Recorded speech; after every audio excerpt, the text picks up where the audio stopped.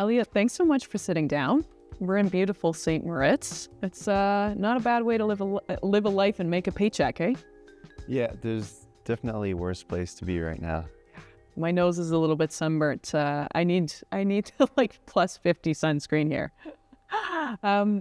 2006, you watched Shaun White win a gold medal in halfpipe, and that's kind of where this dream was birthed. Yeah, it was kind of the first time I saw snowboarding on TV. Then obviously after that, I kind of started gliding on whatever I could find in the backyard. And then the year after, my parents just put me into snowboard lessons and then started from there. Did you ever want to do like freestyle, or was it always racing? I was always more into racing. My grandfather kind of put me into snowboard cross when I was 8 years old, and then I won the race, so it also helped a lot. I've never entered freestyle competition as well, but for me, I think just the speed kind of took it away from me. There's nothing better than a race. Do you still have that first medal? Yeah, it's somewhere in a closet with many mores. Yeah.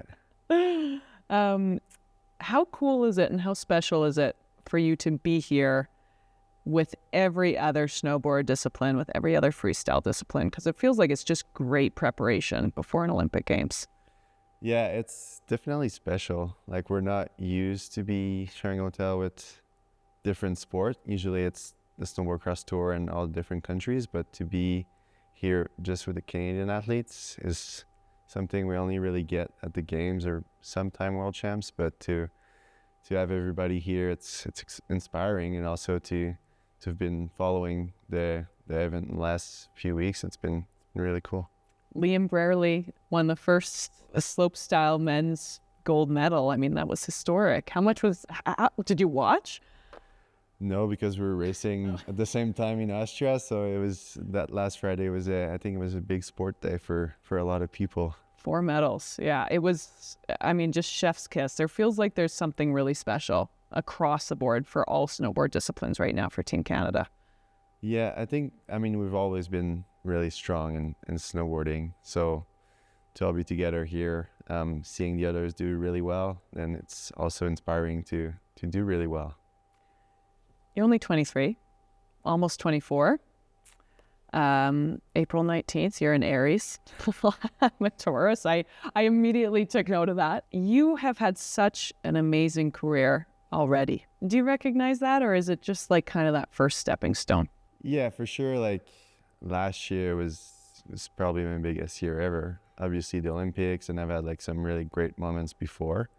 Like, I was happy with everything, how it happened, but at the same time, I've never really been fully satisfied. Like, I feel like I can always get a bit, I could have done something different or be better at this race, or so. For sure, looking back, it is impressive, but in the same way, I don't want to be satisfied with it. It kind of stopped there. I always just strive to be better. How competitive are you? Pretty competitive. I hate to lose. I was going to say, do you love to win or do you hate to lose? I think I hate losing more. Like, just playing cards with my girlfriend, I cannot lose. Otherwise, sometime after a couple of games, I tend to get a bit moody. You won a beautiful silver in Beijing, but it was a photo finish. Yeah. How often do you think of that? I mean, to be fair, I think it was great that it happened, that I got second and didn't win right away, because then it just keeps the hunger for the upcoming games and many more afterwards. So maybe if I won, it would have changed something, and the desire to win again might not be the same. But now, for sure, finishing this close, it makes me want to make sure everything's perfect leading into it. And I mean, I was only 20 years old, and for sure I was shooting for a medal, but to get it was just unreal moments. You were 16 in Pyeongchang, 20 in Beijing, going to be 24 in Italy. How have you changed throughout this journey? Well, for sure I'm a bit older, a bit more mature, I would say, and also just more experience. Like, when I first got to Pyeongchang, I was just a child that was there through the big circus, and I had no idea what was happening, what was going on, what to do, what not to do. Just, you're at dinner in the hall with all those athletes, Sean White, Lindsey Vonn, like all those people, and you're just so impressed. But in the end, having the chance to go at such a young age, when I did go again in Beijing, then I knew what was coming for me. So it probably helped me a lot to be more prepared for what's gonna come. Absolutely. Maëlle Ricker, your coach, she knows how to win, buddy. How special is that relationship? Yeah, it's good. Like we're so close that she knows me really well, and especially in those harder time, like she knows how to bring me back, or she even knows what's going on without really talking to me. Mm-hmm. So and she knows also how it feels because she's been through it. So it's makes it just so much easier to get through those times, and also when it's going well, it's to be able to share those moments with her. And I mean, obviously she's one of the best in the sport ever, so it's pretty cool to have a pretty rad coach, I would say. A rad coach, yeah. I remember 2010 so well when she won. You have been so consistent in a sport, to my eyes, that anything can happen. Like it's almost like short track speed skating. What mindset do you get into to ensure that you're always, really gunning for the box? Yeah, it's a tough sport because there's just so many things you can't control. So obviously you have to make sure whatever you can control, that's been controlled. But for me, it's just get away from the start and try to be as far as I can from everybody else. So then at least minimize a bit of contacts and risks there. But there's so much that can happen that you can't predict, but also trying to make sure that you know what can happen in every scenario. So at least when it happens, you have an idea on how it's going to unfold. But sometimes things happen and you're like, oh, didn't see this one coming. So that's really tough to be consistent. You do it very well, though. I've said your name a million times with that word, consistency. And this is your 4th World Championships. Like, time goes by pretty quickly. Yeah, it's already my 4th. It's true. What do you think you've learned in that pursuit? I mean, you touched upon the Olympics, but World Championships can be very much a preview for that big stage at the Games. Yeah, they're hard because we only get them every 2 years, so you're shot at them. It's not like every World Cup that you get plenty every year. So for sure, you have to come into the week as best prepared as you can. And I mean, for me here I think it's going to be a really good track for me, and just excited to go have fun and do my best. I mean, in the end, there's so much you can do, but just making sure you also remember why you're doing it sometimes can be easy to forget, and bring back into perspective, just making sure that everything is aligned, and then just go out there and have fun. Why are you doing it? Yeah, I've always loved going fast. I've always loved snowboarding. So for me being here, having the chance to race at the highest level with the best athletes in the world, I mean, it's already pretty fun. Just showing what I'm capable of. And I think what's really fun is being able to create a plan with your staff, and then on race day to be able to do it like it's been planned is pretty satisfying. There are so many people, of course, across Canada, Quebec, Ste. Marie, that are huge fans and supporting and rooting for you. Who would you be if you didn't have the support of Ste. Marie, Quebec?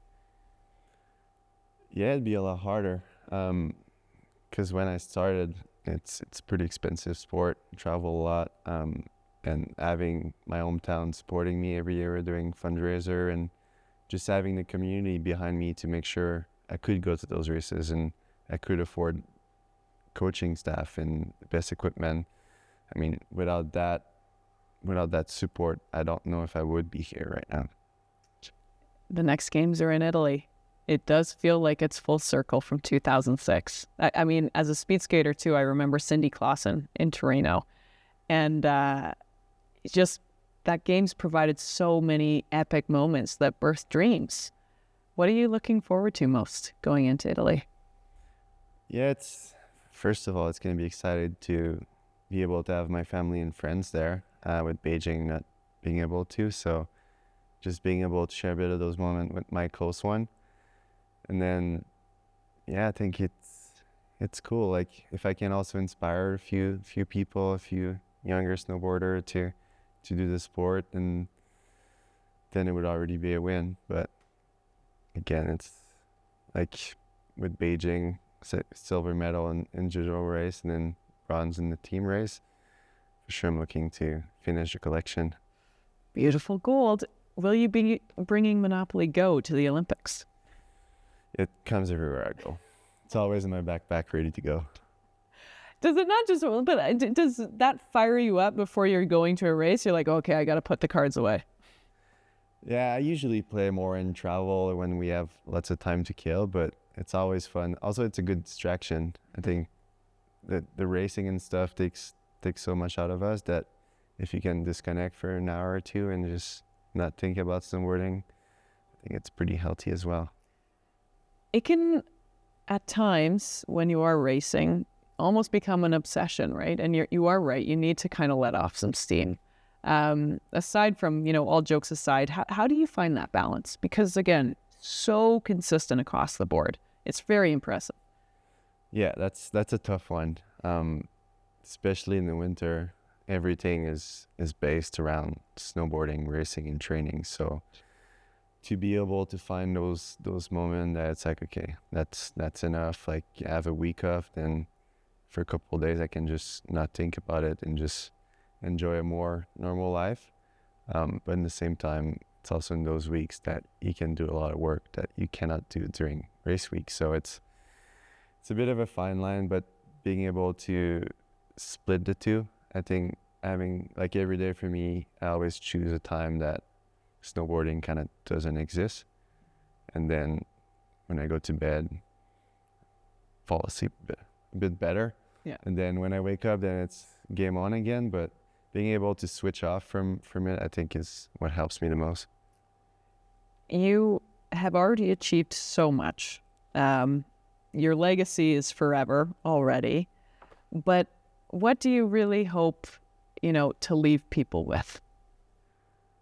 Yeah, it's to me this year, like I've seen a lot of racing and I've been a part of a lot of it. And what came out to my eyes the most is you could see some racer do it because they love it, and some racer do it kind of a bit with anger, win at all costs, which shown some pretty nasty crash. And obviously I just want to be known for racing with my heart, not just being out there and being willing to take risks and injure people, injure myself. Is that the advice you would give young girls and boys that would love to grow up to be like you? Yeah, part of it, but I think mostly just having fun is the main point. Like if you're not having fun, there's no point being here, really, at least in my mind. I completely agree. But it is beautiful when you say race with your heart, because it's easy to start racing with your head. Yeah. And that's not that fun. Yeah. How do you go back to being in touch with your heart? I mean, just remembering why I started doing that. Like I started this sport because I loved it. So sometimes, especially when harder time comes, it's easy to get stuck in that wheel that doesn't really come back out. And then you just remember, okay, like doesn't matter the result today. Like if I had fun, if I did the best I could, then I can be happy. Canadians are just so proud, and best of luck at Worlds here, and certainly in your journey to your third Olympic Games. You're going to be 24 and a 3-time Olympian. Yeah. Goes fast. It goes fast. Yeah. I'm already tired thinking about it. Yeah. Thank you. Thank you.